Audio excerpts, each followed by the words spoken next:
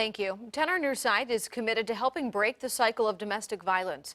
Tonight, in our final story of Domestic Violence Awareness Month, we look into the laws and loopholes that must be addressed to help more people escape abuse.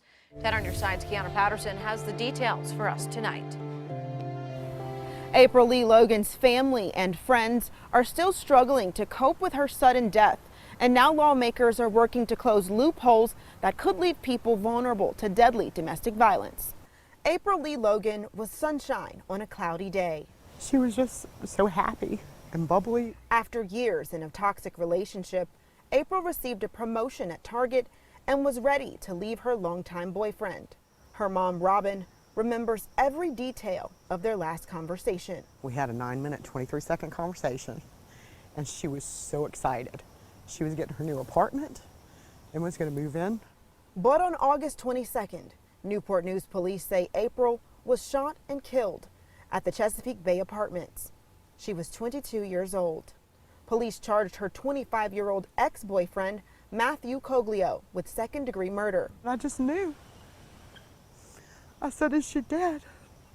And she said, "Yeah." Robin noticed red flags early in her daughter's relationship as a teen, like constant arguing and isolation from friends. And it had been just a nightmare. I'd tried to keep them apart. Nothing was working. She moved April to North Carolina to keep her safe. She kept going back to him, right before she left. She's saying, he's nice, he's my friend, he understands me. He totally lulled her in a sense of security, like it was like them against the world. Tensions escalated in 2018 when April told police Coglio attacked her. He was charged with domestic assault. The case did not move forward, but April was given a 2-year protective order. It expired less than a week before she died. Stories like April's inspire advocates like Jonathan Leglesias. He works to create policies aimed at protecting survivors from becoming victims. Stopping this violence or preventing it before it can ever occur. 2020 has been a challenging year. Communities across Hampton Roads are reporting an increase in domestic violence reports during the coronavirus pandemic.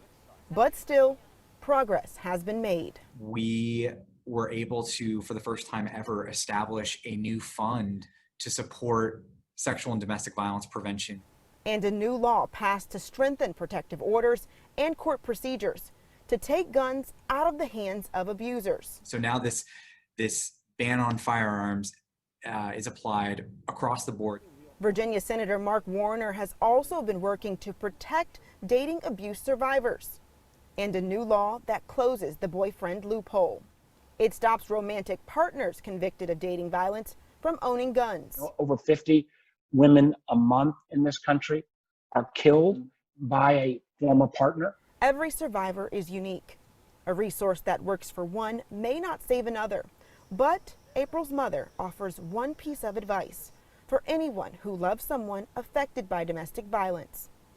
Do not give up on them. Just be there, even more so, even if they hate you for it, because you'd rather them hate you and be alive. And the Newport News Domestic Violence team have created a April Lee Logan Memorial Fund in her honor. All of the proceeds go to help survivors of abuse. That link is over on WAVY.com. Kiahnna Patterson, 10 on Your Side.